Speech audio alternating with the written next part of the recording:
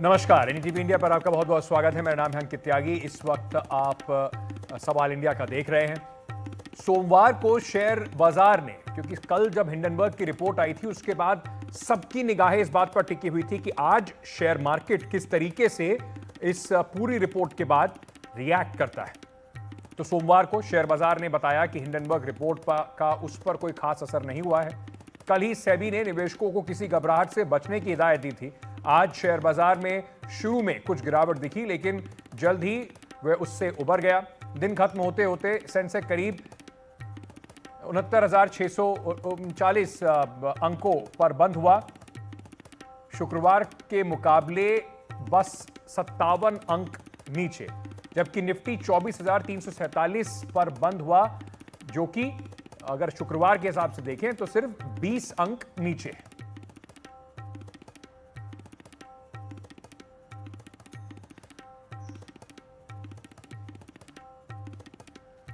तो कुल मिलाकर अगर देखा जाए तो हिंडनबर्ग रिपोर्ट का जो एक कहीं ना कहीं अनुमान लगाया जा रहा था कि रिपोर्ट के आने के बाद जो शेयर बाजार है वहां पर किसी तरीके से बड़ा उथल पुथल हो सकती है, लेकिन बाजार और निवेशकों ने जो कयास से उस तरह के लगाए जा रहे थे कि इस पर जब जो रिपोर्ट आई कि अडानी ग्रुप को लेकर जो दूसरी रिपोर्ट आई है उसके बाद रविवार के बाद ये कयास लगाए जा रहे थे कि क्या बाजार में जबरदस्त उथल पुथल होगी, लेकिन बाजार और निवेशकों ने हिंडनबर्ग की रिपोर्ट को नकार दिया है और शुरुआती नुकसान के बाद सेंसेक्स और निफ्टी हरे निशान में दिख रहे हैं और दोनों जो अगर आप देखा जाए तो कुल मिलाकर जो शुक्रवार को स्तर था उसके आसपास ही बंद हुए। मेरे सहयोगी हिमांशु इस वक्त हमारे साथ और जानकारी के साथ जुड़ रहे हैं। हिमांशु, थोड़ा कल सेबी ने भी कोशिश की थी कि शांति का एक माहौल बनाए रखें, जो निवेशक हैं उनको कहीं ना कहीं, जिसको अंग्रेजी में कहते हैं सेंटिमेंट्स को काम करने की कोशिश की गई थी। शाम को जो सेबी की प्रेस रिलीज आई उसका असर देखने को भी मिल रहा है। हिंडनबर्ग की रिपोर्ट का कम से कम मार्केट पर कुछ खास असर नहीं दिखा। निश्चित तौर पर मुझे लगता है ये बेहद महत्वपूर्ण है, क्योंकि कल दो स्पष्टीकरण जारी किए गए थे। पहले जो सेबी प्रमुख हैं माधवी बुच और उनके पति ने स्पष्टीकरण जारी किया, एक 15 पॉइंट का रिबटल उन्होंने जारी किया था बहुत ही पारदर्शी तरीके से। और उसके बाद सेबी की तरफ से एक स्पष्टीकरण आया था जिसमें अपील किया गया था सभी स्टेक होल्डर्स से कि वो अपनी तरफ से पूरी कोशिश करें कि इस तरह की जो कोशिश है सेंटिमेंट को खराब करने की उसको सफल ना होने दें। और मुझे लगता है इसका बहुत ही सकारात्मक नतीजा आज स्टॉक मार्केट में दिखा है। अगर आप पिछले हिंडनबर्ग की रिपोर्ट को देखें, जिसके बाद एक भूचाल आया था स्टॉक मार्केट में और 1.5 लाख करोड़ तक का मार्केट कैपिटलाइजेशन है वो घट गया था, लेकिन अगर आप उससे कंपेयर करें इस रिपोर्ट को तो बहुत साफ है कि हिंडनबर्ग ने जो ताज़ा आरोप लगाए थे वो आधारहीन साबित हुए हैं, वो अपने आरोपों को साबित नहीं कर सके हैं। और इसी वजह से जो निवेशकों का स्टॉक मार्केट में जो कॉन्फिडेंस है वो अब भी बना हुआ है। मैंने कुछ देर पहले Indo American chamber of commerce के नेशनल काउंसिल के जो सदस्य हैं उनका एक इंटरव्यू किया है और उन्होंने भी कहा है कि देखिए बहुत साफ है कि जो निवेशक हैं, चाहे वो भारतीय निवेशक हों, विदेशी निवेशक हों, वो अच्छी तरह से समझ गए हैं कि जिस तरह के आरोप बार बार हिंडनबर्ग की तरफ से लगाए जा रहे हैं उसके पीछे कोई तथ्य नहीं है, उनके पास कोई सबूत नहीं है। और जो सवाल और जो जांच के बाद सेबी ने उनसे सवाल जवाब किया था, जो शो कॉज नोटिस जारी किया था, उसका कोई जवाब हिंडनबर्ग ने नहीं किया है। और हिंडनबर्ग बार बार देश में जो कानून है, विशेषकर जो सेबी का कानून है, सेबी के जो रेगुलेशंस हैं, जो रिसर्च एनालिस्ट के लिए कोड ऑफ कंडक्ट है सेबी का, उसका लगातार हिंडनबर्ग ने उल्लंघन किया है। और जांच के बाद जो उनसे सवाल पूछे जा रहे हैं उसका कोई जवाब हिंडनबर्ग नहीं दे रहा है। और मुझे लगता है ये बात अब बहुत साफ तौर पर सार्वजनिक हो चुकी है कि ये एक कोशिश है भारत में अर्थव्यवस्था को कमजोर करने की, मार्केट में जो सेंटिमेंट है उसको कमजोर करने की। लेकिन आज जो सेंटिमेंट दिखा है स्टॉक मार्केट में अंकित, उससे बहुत साफ है कि उसका ज़्यादा असर होता भारत में स्टॉक मार्केट पर होता नहीं दिख रहा है, जो मुझे लगता है बहुत राहत की बात है। जी बिल्कुल, इसका असर कुछ दिख नहीं रहा है और इसी को लेकर लगातार कहीं ना कहीं अब राजनीति जो है वो विपक्ष और पक्ष के बीच में भी होती दिखाई पड़ रही है। हिमांशु, बहुत बहुत शुक्रिया। जो आपने रिपोर्ट भेजी है उसको भी चलाएंगे, समझने की कोशिश करेंगे कि क्या क्या जो बाजार के एक्सपर्ट हैं इस बारे में कह रहे हैं। हिंडनबर्ग रिपोर्ट के बाद शेयर बाजार को लेकर राहुल गांधी ने जो आशंकाएं जताई थी वो कम से कम अभी कहा जा रहा है, जिस तरह राहुल गांधी ने कहा कि अगर निवेशकों की गाड़ी कमाई डूब जाती है तो इसके लिए जिम्मेदार कौन होगा। लेकिन अगर निवेशकों ने राहुल गांधी की चेतावनी को गंभीरता से लिया होता तो और शेयर जो इस तरीके से मार्केट में उथल पुथल बहुत ज़्यादा दिखाई पड़ती, क्योंकि शेयर बाजार कम से कम इतना बड़ा झटका शेयर बाजार में आज नहीं देखने को मिला। राहुल गांधी का जो बयान था उसको कहीं ना कहीं विपक्ष जो सत्ता पक्ष है बीजेपी उस पर पूरे तरीके से हमलावर नजर आ रही है। सत्ता से बेदखल होने के बाद कांग्रेस पार्टी, उनके सहयोगी गठबंधन के लोग और उनको प्रमोट करने वाले टूल किट के लोग थोड़ा संयम और शांति रखेंगे। लेकिन नरेंद्र मोदी जी के खिलाफ इतना दिल में घृणा है कि तीसरी बार प्रधानमंत्री कैसे बन गए, और बन तो गए तो इनको बेदखल करने की पूरी कोशिश करो। और पीड़ा की बात यह है, हारने के बाद अब वो भारत को आर्थिक रूप से अस्थिर करने के षड्यंत्र में जुटे हुए हैं। लेकिन कांग्रेस पार्टी को क्या हो गया है, जिसने 55 साल तक देश में राज किया है? क्या मतलब है इसका? मतलब कहीं से कोई चिट मिल जाए।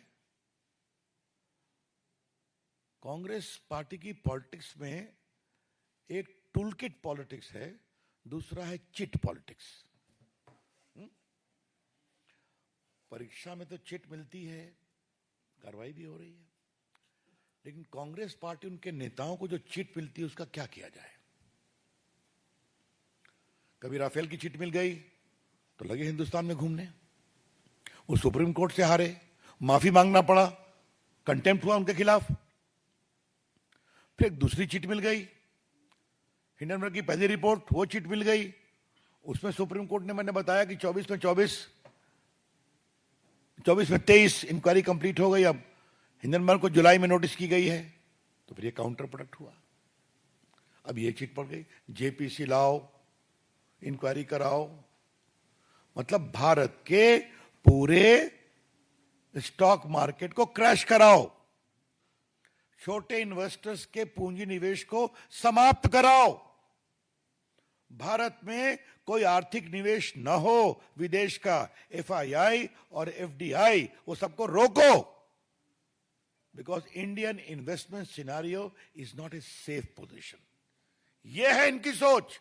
जो फ्यूचर्स और ऑप्शंस में जो पोजीशंस बनी थी उसमें जो भी शॉर्ट्स है वो सब शॉर्ट्स कवर हो चुके हैं, और अभी जो खरीदारी आई है वो actually that has actually led to the Nifty and the Bank Nifty were hit in the green.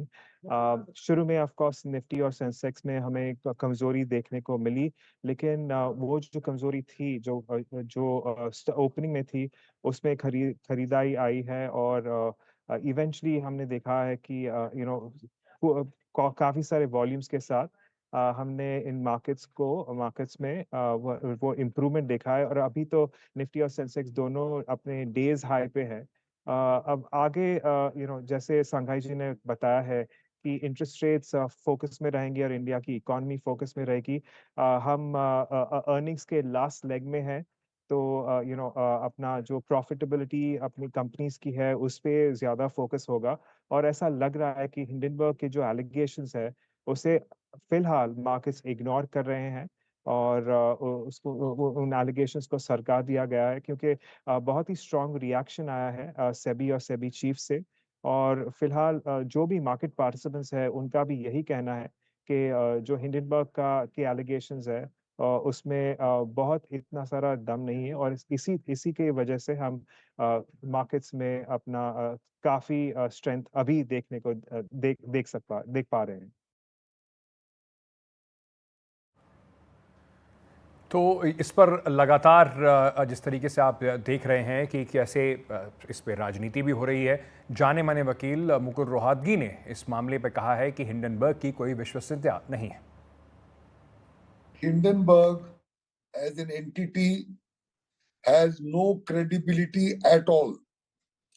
We have seen their first attack more than a year ago.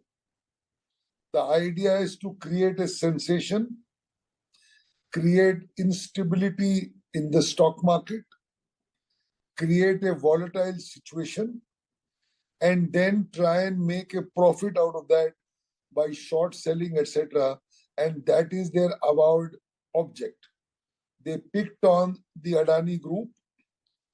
I had an occasion to see all their charges because I was involved in that case. The matter went to the Supreme Court. The authorities looked into it and ultimately found nothing, and that case was disposed of.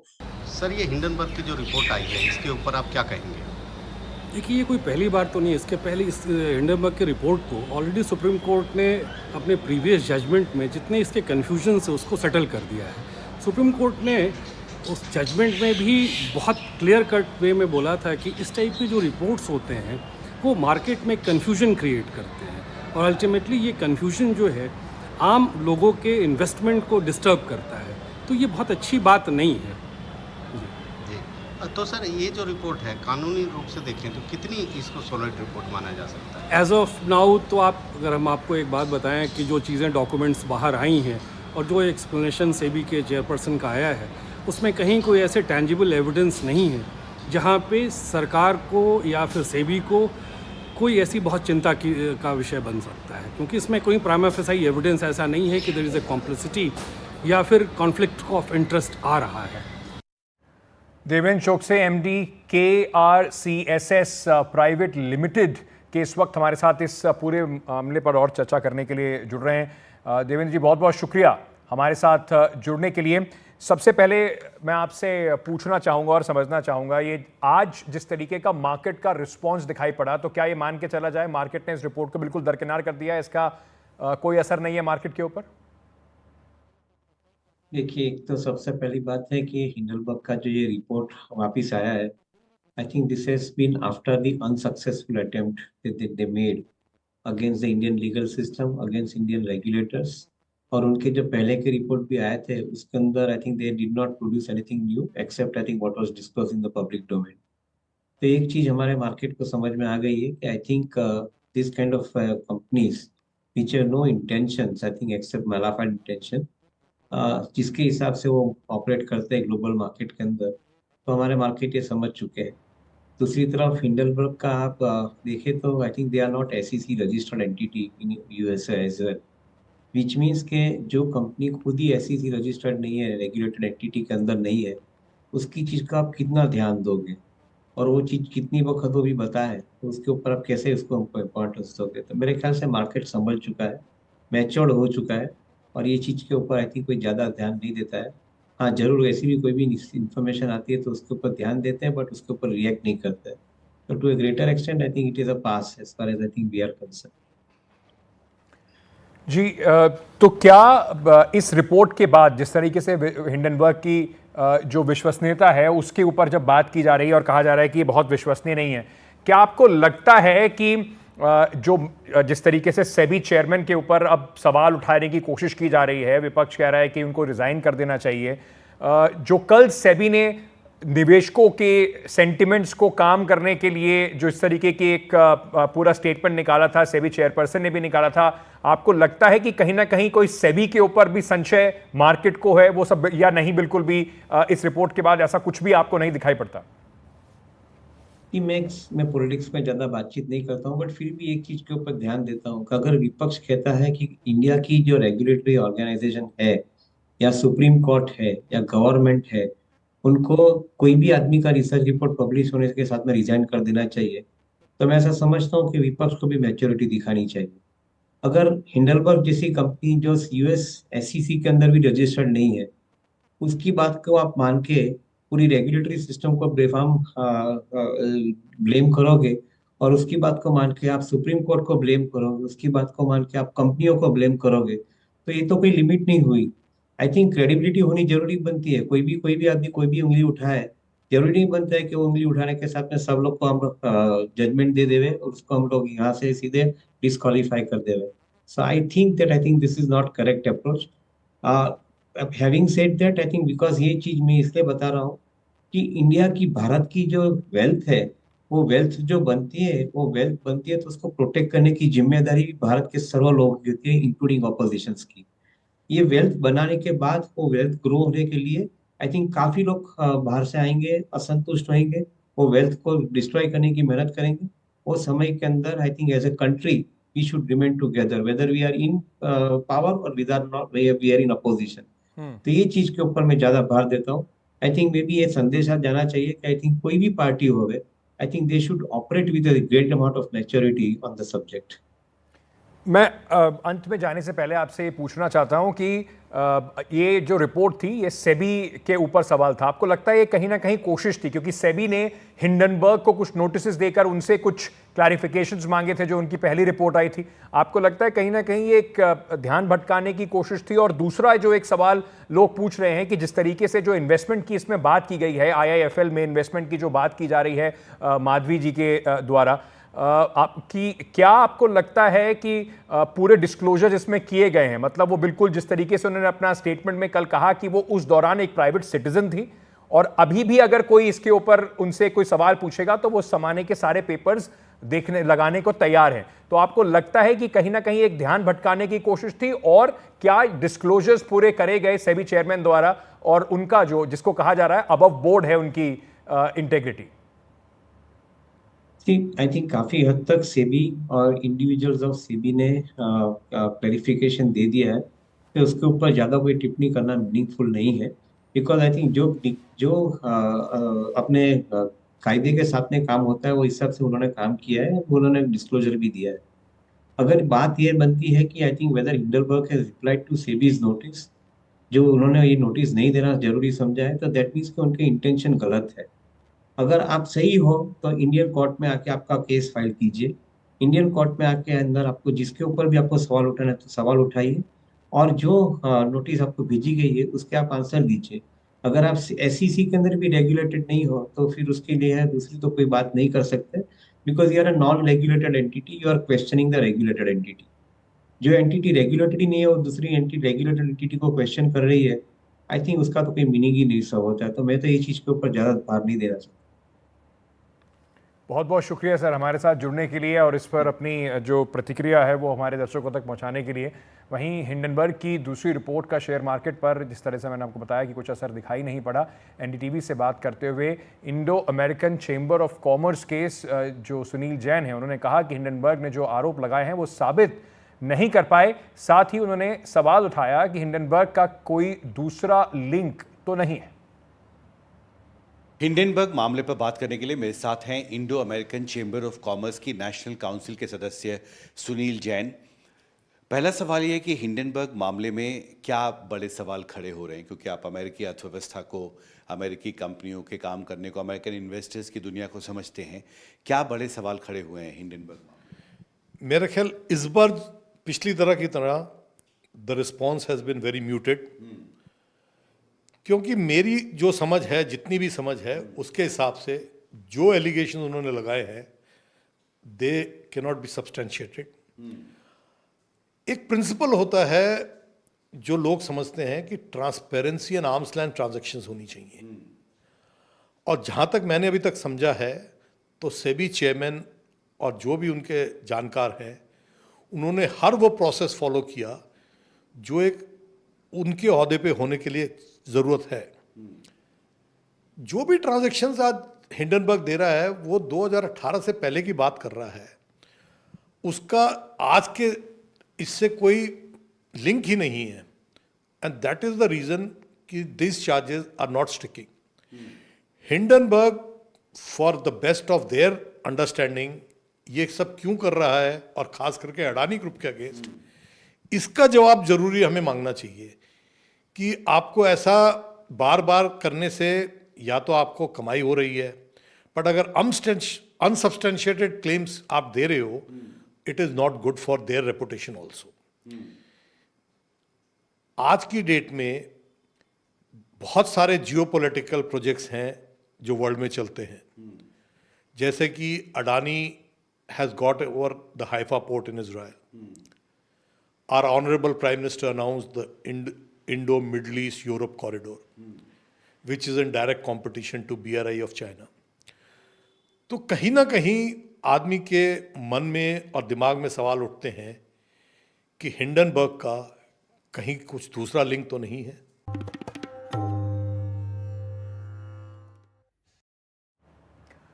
Kolkata में महिला doctor से rape और हत्या के मामले में doctors का गुस्सा पूरे देश में अब देखने को मिल रहा है। इस मामले को लेकर पश्चिम बंगाल में डॉक्टर्स तो विरोध प्रदर्शन कर ही रहे हैं, अब उनके साथ देश भर के डॉक्टर्स एकजुट हो गए। आज कोलकाता, मुंबई, दिल्ली, लखनऊ समेत कई शहरों में रेजिडेंट डॉक्टर्स प्रदर्शन कर रहे हैं। डॉक्टर्स के संगठन federation of resident doctors association के मुताबिक आज देश भर में करीब 3 लाख डॉक्टर्स धरना प्रदर्शन में शामिल हुए। फोडा ने यह भी बताया है कि कल हड़ताल का ऐलान किया गया है। इस बड़ी वारदात में पुलिस ने आरोपी को अभी गिरफ्तार कर लिया है। मृतक के नाखूनों में मिली स्किन और ब्लड की जांच पुलिस कर रही है और उसके बाद आरोपी तक पुलिस पहुंच सकी। जांच में पाया गया कि खून और स्किन आरोपी संजय रॉय से मैच करता है। पुलिस के मुताबिक महिला ने आरोपी से बचने के लिए पूरी जद्दोजहद की और उसके बाद आरोपी के हाथों पर गहरी चोट और खरोंचें भी लगी, जो कि इस केस में एक बड़ी लीड के तौर पर देखा गया। पोस्टमार्टम में कहा गया है कि रिपोर्ट में बताया गया है कि मौत गला घोटने और गला दबाने के कारण हुई।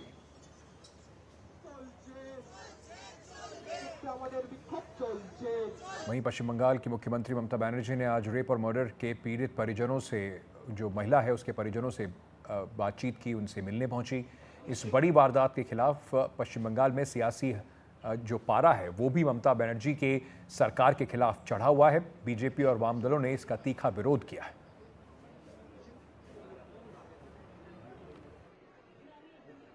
देखिए, पश्चिम बंगाल के मुख्यमंत्री ममता बनर्जी आज यहाँ पे आए थे और उन्होंने जो पोस्ट ग्रेजुएट मेडिकल स्टूडेंट जिनके साथ बेरहमी से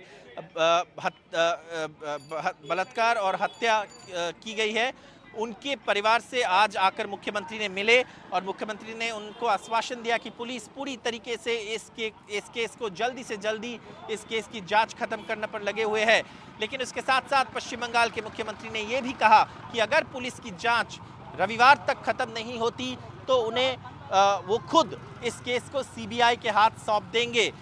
पश्चिम बंगाल कोलकाता पुलिस का कहना है कि उन्होंने जो ठोस सबूत है आरोपी के खिलाफ वो इकट्ठे किए हैं, जैसे कि आरोपी के जूते पर खून के निशाने, एक हेडसेट, ब्लूटूथ हेडसेट जो आरोपी को उस घटना के स्थल से जुड़ते हैं और सीसीटीवी फुटेज जो दिखाते हैं कि आरोपी उस वक्त उस घटना स्थल पे थे। तो इसके बाद पुलिस ने कहा है कि वो परिवार के साथ जुड़े हुए हैं, परिवार के साथ वो कांटेक्ट में हैं और अगर रविवार तक और कोई आरोपी का नाम उनके सामने आता है तो उन्हें गिरफ्तार कर लिया जाएगा, अगर ऐसा कोई दूसरा आरोपी है तो। लेकिन अगर रविवार तक पुलिस की जांच खत्म नहीं हुई तो पश्चिम बंगाल के मुख्यमंत्री ने ये साफ कह दिया है कि वो इस केस को ज़रूर सीबीआई के पास सौंप देंगे। सीबीआई की जांच की मांग कई राजनीतिक दलों ने भी किए हैं, लेकिन पश्चिम बंगाल के मुख्यमंत्री ने भी कहा है कि हमारी कोई ऐतराज़ नहीं है अगर परिवार चाहते हैं कि इस केस को सीबीआई के पास सौंप दिया जाए। हालांकि उन्होंने कहा है पश्चिम बंगाल और कोलकाता पुलिस पर उनका पूरा भरोसा है कि इस केस को जल्दी से जल्दी निपटा देंगे और जल्दी से जल्दी लीगल प्रोसेस को खत्म करेंगे ताकि जो आरोपी है उनको सजा मिले। वहीं दिल्ली के राम मनोहर अस्पताल में डॉक्टर्स की हड़ताल के बारे में हमारी सहयोगी तनुष्का दत्ता बता रही हैं। हमें ये बताएं that you know this whole concern of security, how deep does it go? हम लोगों की 3 से 4 डिमांड हैं जो हमने आज हेल्थ सेक्रेटरी को मिलकर दे दिया है। उसमें सबसे प्राइमरी है CBI inquiry fast track court का गठन, जो वहाँ पे प्रिंसिपल है उसको हटा दे जिससे कि वहाँ इन्वेस्टिगेशन जो ट्रांसपेरेंट तरीके से हो पाए। प्रिंसिपल को अभी हटा दिया गया, उन्होंने खुद रिजाइन कर दिया अभी। सो आफ्टर दैट उनके साथ ऐसा कई बार हो चुका, वो हटाए जाते हैं फिर आ जाते हैं, तो ऐसे लोगों को दोबारा नहीं आने देना चाहिए। और हमारी एक सबसे लॉन्ग पेंडिंग डिमांड है, वो डिमांड है सेंट्रल प्रोटेक्शन एक्ट। तो हम चाहते हैं गवर्नमेंट ऑफ इंडिया से कि इस डिमांड को हमारी माननी चाहिए, क्योंकि ये पूरे पैन इंडिया डॉक्टर की सिक्योरिटी का मामला है। अगर डॉक्टर सिक्योर अपने मतलब अच्छे इन्वायरमेंट में काम ही नहीं करेंगे तो फिर फायदा क्या। Whatever happened was very sad and not at all acceptable. Not just because she was a doctor or a female, this is not acceptable at any human level. कि वहाँ जो पीड़िता हमारी है उनके साथ न्याय हो, कम से कम उनका जीवन तो वापस नहीं किया जा सकता, लेकिन उनके साथ न्याय हो, यह बस एक छोटी सी डिमांड है। और दूसरी, आगे ऐसी घटना ना हो, इसके लिए मिनिस्ट्री से और भारत सरकार से हमारा एक निवेदन है कि उसके लिए जो सेंट्रल प्रोटेक्शन एक्ट बहुत दिन से, कई वर्षों से डॉक्टरों की मांग रही है, उसको अब प्लेटफॉर्म पे लाने की आवश्यकता है। तो ये हमारी दो डिमांड है। कब तक ये स्ट्राइक जारी रखने का प्लान है? जब तक हमारी तीनों डिमांड फुलफिल नहीं होती है तब तक स्ट्राइक कंटिन्यू रहेगी। So does this mean कि हॉस्पिटल की कौन से सर्विसेज एंड फंक्शंस अभी काम नहीं कर रहे हैं? अभी हमने इमरजेंसी सर्विस बंद की है, ओपीडी कंसल्टेंट और सीनियर डॉक्टर चला रहे हैं। अगर हमारी डिमांड फुलफिल नहीं होती है तो हम नर्सिस यूनियन से भी बात करके रखिए, they have full support us. अगर नहीं होती है तो हम उनको भी ले लेंगे, तो ये हॉस्पिटल पूरी नॉन फंक्शनल जैसी हो जाएगी। वहीं एम्स के डॉक्टर भी इस हड़ताल में साथ हैं। उसका किस तरीके का असर देखने को मिल रहा है, हमारे सहयोगी पल्लव मिश्रा की रिपोर्ट। कोलकाता में ट्रेनिंग डॉक्टर की हत्या के बाद अब उसके तमाम साथी देश भर में प्रदर्शन कर रहे हैं। इस वक्त हम खड़े हैं दिल्ली के all India institute of medical science में, जहां पे रेसिडेंट डॉक्टर एसोसिएशन उस डॉक्टर की मौत के बाद अब प्रदर्शन कर रहे हैं और अपने साथी के न्याय की, इंसाफ की मांग के लिए यहाँ पे मार्च कर रहे हैं। हमारे साथ कुछ डॉक्टर्स हैं, उनसे बात करते हैं। मैडम क्या नाम है? डॉक्टर मेघा प्रियदर्शी। मैडम क्या मांग है और क्यों प्रदर्शन कर रही हैं? हमारी मांग है, इस इंसिडेंट के बाद 3 मांगे मेजर है।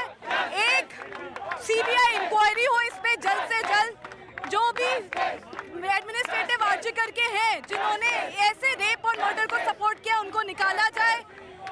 जो हमारी फेलो कलीग जिसका मर्डर हुआ है उसको मार्टियरडम मिले। और सबसे इम्पोर्टेंट, ये तब तक भी बंद होगा जब तक हमें सेंट्रल प्रोटेक्शन एक्ट का कोई लीगल नोटिस नहीं मिले, ताकि हम लोग सिक्योर हो हमारे हॉस्पिटल में पेशेंट्स के लिए वर्क करने के लिए। मैडम, ये डॉक्टर की सिक्योरिटी का मसला बहुत लंबे समय से देखा जा रहा है। देश भर के अलग अलग हिस्सों में हमने कई बार देखा कि इस तरह घटनाएं हो रही हैं।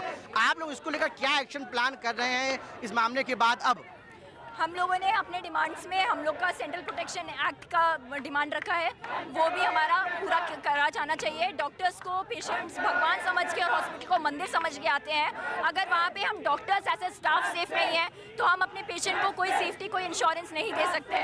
पेशेंट्स को भी उतना ही डर होना चाहिए जितना अभी हम डॉक्टर्स फेस कर रहे हैं। जो जानकारी है कि जो जहाँ पे घटना हुई वहाँ पे सीसीटीवी फुटेज को भी डिलीट कर दिया गया, तो क्या अब जो कैंपस है वहाँ पे सिक्योरिटी छेड़छाड़ भी लगातार हमने चीजें देखी हैं, तो क्या ये सब चीजों को ठीक होने के सिवा और आप लोग क्या मांग करते हैं? हम चाहते हैं कि कोई सेंट्रल इन्वेस्टिगेशन एजेंसी आए, सीबीआई आए, जो कि इसको इन्वेस्टिगेट करे, क्योंकि अभी तक जिस तरीके से लोकल अथॉरिटीज ने मैटर को हैंडल किया है, we are not satisfied with that. All the doctors in India and I think everybody at their workplace is not feeling safe right now. ये सिर्फ डॉक्टर्स की बात नहीं है। A person was raped and murdered at their workplace. This can happen to any one of us. आप में से किसी के साथ भी ये हो सकता है। अगर हमारी मांगे पूरी हो जाती है, we will call off the strike. Ma'am, अगर नहीं होती तब?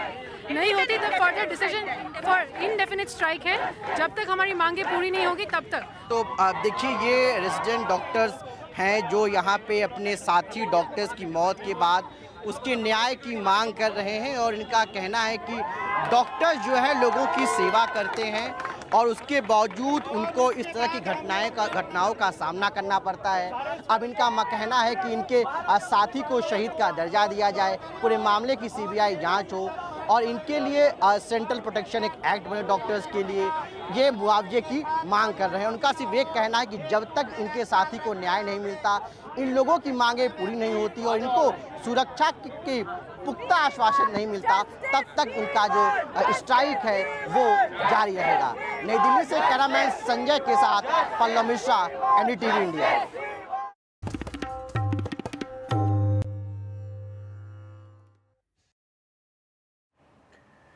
उत्तर भारत के चाहे मैदानी इलाके हों चाहे पहाड़ी इलाके, इस वक्त जबरदस्त बारिश की मार झेल रहे हैं। कई जगहों पर सड़कें नहर में तब्दील हो गई हैं तो कहीं जगह पर पहाड़ों पे भूस्खलन से बुरा हाल है। बीते कुछ दिनों में दिल्ली एनसीआर में भी बारिश का सितम जारी है। मिलेनियम सिटी के नाम से मशहूर गुरुग्राम कैसे कल जलग्राम बन गया था, उसकी तस्वीरें आप सबने देखी। रविवार को मूसलाधार बारिश, 2 घंटे की बारिश हुई, उसके बाद सड़कें ऐसे हो गया कि जब आप गाड़ी की जगह अपनी नाव लेकर निकल सकते हो। कॉलोनियों में सैलाब जो है उसके कई इलाकों में बाढ़ जैसे हालात बन गए। बारिश के बाद हर तरफ पानी ही पानी सड़कों पर दिखाई दिया। बारिश की वजह से यातायात बुरी तरह प्रभावित हुआ। लोग घंटों तक जाम में फंसे रहे। वहीं राजस्थान में भी भारी बारिश से अलग अलग हादसों में 12 लोगों की मौत हो चुकी है। 5 लोग अभी भी लापता बताए जा रहे हैं। राजस्थान के मुख्यमंत्री भजनलाल शर्मा ने रविवार को भारी बारिश से प्रभावित क्षेत्रों के अधिकारियों को त्वरित राहत पहुंचाने के निर्देश दिए। मुख्यमंत्री ने इस संबंध में मुख्यमंत्री कार्यालय में अधिकारियों के साथ बैठक की। प्रदेश के कई जिलों में मौसम विभाग ने भारी बारिश की चेतावनी अभी भी दी है। पहाड़ों की अगर बात करें तो बारिश ने हिमाचल और उत्तराखंड में बुरा हाल कर रखा है। कई रास्ते भूस्खलन के कारण बंद हैं। हिमाचल में 12 से 16 अगस्त तक कुछ स्थानों के लिए भारी बारिश का येलो अलर्ट जारी किया गया है। प्रदेश में जगह जगह पर भूस्खलन से प्रदेश में 140 सड़कें बंद हैं।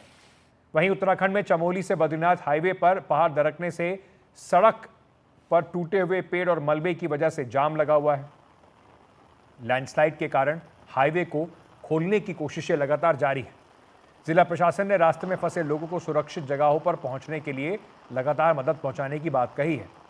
वहीं मौसम विभाग ने उत्तराखंड के कई इलाकों में 12 से 15 अगस्त तक हल्की से मध्यम बारिश का येलो अलर्ट जारी किया है। तो एक एक करके हमारे सहयोगियों के पास आपको लिए चलते हैं और उनसे समझने की कोशिश करते हैं कि उनके राज्य में इस वक्त हालात क्या हैं और क्या क्या एहतियात लोगों को बरतनी चाहिए। सोमू आनंद हमारे साथ जुड़ रहे हैं जयपुर से, किशोर रावत देहरादून से जुड़ रहे हैं, पल्लव मिश्रा दिल्ली का हाल बताएंगे हमें, और वीडी शर्मा साहब जुड़ रहे हैं शिमला से हिमाचल प्रदेश का हाल बताने के लिए। तो सबसे पहले अगर हम आपको सीधे लिए चलें जयपुर, क्योंकि देखा हमने किस तरीके से लगातार कई जगहों पर जो बारिश है उससे बुरा हाल है। सोमू, क्या हाल है अभी जयपुर में, आसपास के इलाकों में? कई सारे ऐसी जगह हैं, करौली, धौलपुर, जहां पर बारिश का प्रकोप बहुत ज़्यादा है और आने वाले कुछ घंटों के लिए, दिनों के लिए लोगों को क्या एहतियात बरतने के लिए कहा गया है? बिल्कुल, देखिए, बारिश से राजस्थान के अलग अलग जिलों में बाढ़ जैसे हालात हैं। खास तौर पे पूर्वी राजस्थान का जो इलाका है वो पूरी तरह से प्रभावित है।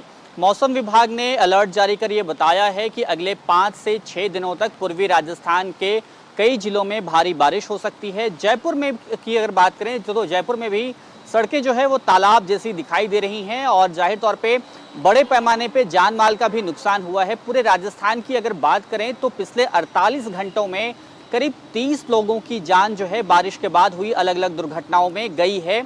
सिर्फ जयपुर में 7 लोग और भरतपुर में भी 7 लोगों की मौत जो है वो डूबने से हो चुकी है। मुख्यमंत्री ने अपनी तरफ से अपील की है। उन्होंने कहा है कि वे लगातार पूरी स्थिति पर नजर बनाए हुए हैं। कल भी उन्होंने बैठक की थी और ऐसी संभावना है कि आज वे जयपुर में उन इलाकों का दौरा करने निकल सकते हैं जो काफी प्रभावित है, निचले इलाके हैं जहां पर पानी जमा है। साथ ही साथ उन्होंने अधिकारियों को दिशा निर्देश दिए हैं कि जो ऐसे जिले हैं जहां पर बारिश ज़्यादा हो रही है, टोंक, करौली, दौसा और जैसलमेर जैसे जो जिले हैं राजस्थान के, यहाँ पर आमतौर पे जितनी बारिश होती है उसकी दुगनी बारिश हो चुकी है।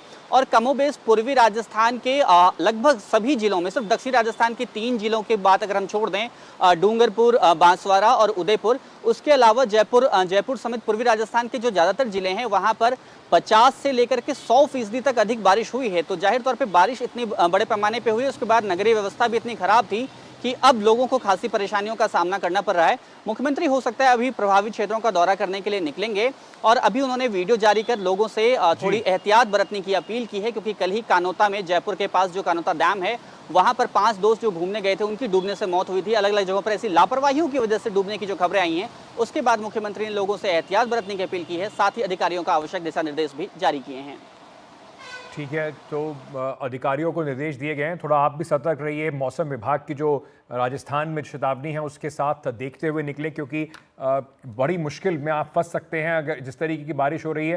किशोर, देहरादून, हम लगातार जैसे ही बारिश की बात होती है वहाँ पर भूस्खलन वगैरह की बात शुरू कर देते हैं। अभी मैं एक रिपोर्ट देख रहा था जिसमें दिखाई पड़ रहा है कि कई जगह पर जो कंस्ट्रक्शन हो रहा है सड़कों का, हाईवेज का, हाइड्रो प्रोजेक्ट्स का, वो सारा मलबा क्योंकि नदियों में फेंक दिया गया, उसकी वजह से जो बाढ़ के हालात हैं वो कई जगह पर बने हुए हैं और उसकी वजह से मुश्किलें और बढ़ गई हैं। देखिए, अगर पूरे उत्तराखंड के अगर मानसून सीज़न की बात करें तो 15 जून से मानसून सीज़न माना जाता है और अब तक 51 लोगों की मौत हो चुकी है, 33 लोग घायल है और 2 अभी भी लापता है। इसके अलावा घरों 1000 से ज़्यादा घरों को नुकसान पहुंचा है और वहीं कई 100 से ज़्यादा जानवर की अगर बात करें जिसमें लोगों के जो मवेशी होते हैं वो इस आपदा की भेंट चढ़ गए हैं। ओवरऑल देखा जाए तो उत्तराखंड में जो 4 धाम ऑल वेदर रोड है, इसके अलावा जहाँ जहाँ कंस्ट्रक्शन चल रहा है, चाहे वो PMGSY की सड़कें हैं, वहाँ पर उन्होंने रोड की कटिंग की और बारिश की वजह से वो जो सारा मलबा है वो पूरा सड़कों पर आ रहा है और कई ऐसी तस्वीरें जिसमें लगातार देखने को मिल रहा है कि भारी भरकम पहाड़, पूरा का पूरा पहाड़ सड़कों पे आ रहा है और सड़क उससे पूरी तरह से बह जा रही है। केदारनाथ में अभी हाल फिलहाल में जिस तरीके से अगस्त के पहले हफ्ते में सभी ने देखा कि किस तरीके से वहाँ पे रास्ते टूट गए थे, 29 जगहों पर केदारनाथ पैदल मार्ग में और सोनप्रयाग से जो गौरीकुंड का पैदल मार्ग है वहाँ पर टूटे हैं। तो बारिश ने काफ़ी नुकसान पहुंचाया है उत्तराखंड में। इसके अलावा अभी अगर कल की बात करें यानी जो आने वाला है 13 अगस्त, उसमें 3 जिलों के लिए भारी बारिश का ऑरेंज अलर्ट जारी किया जिसमें उत्तरकाशी, बागेश्वर और चंपावत में भारी बारिश का अलर्ट दिया है। इसके अलावा अभी पूरा अगस्त का महीना बचा है और 15 सितंबर तक उत्तराखंड में बारिश के जो मानसून सीज़न रहता है उसमें सबसे ज़्यादा जो नुकसान अब अगस्त में यानी 15 अगस्त के बाद ये माना जाता है कि जो सबसे ज़्यादा नुकसान और बारिश का जो तीव्रता है वो ज़्यादा रहेगी। तो कुल मिलाकर अगर देखा जाए तो इस बारिश ने काफ़ी जगह नुकसान किया है, चाहे वो सड़कें हैं या नदियों के किनारे वाले इलाके हैं, लोगों के घर है। इसके अलावा 4 धाम रूट है उसमें काफ़ी नुकसान हुआ है। जी, इस वक्त भी सुन सकते हैं आपके पीछे जिस तरीके से बारिश वहां पर हो रही है। पल्लव मिश्रा दिल्ली से इस वक्त हमारे साथ जुड़ रहे हैं। चलिए, पल्लव से हमारा संपर्क टूट गया है तो कोशिश करेंगे कि उनसे जाकर वापस पूछें दिल्ली में इस वक्त क्या हाल है। दिल्ली में तो थोड़ी सी बारिश होती है तो उसके बाद लगातार दिल्ली में जाम की समस्या बहुत बड़ी हो जाती है। बहुत बहुत शुक्रिया हमारे सारे सहयोगियों का जुड़ने के लिए। छोटा सा एक ब्रेक लेके वापस आ रहे हैं, बने रहिए हमारे साथ।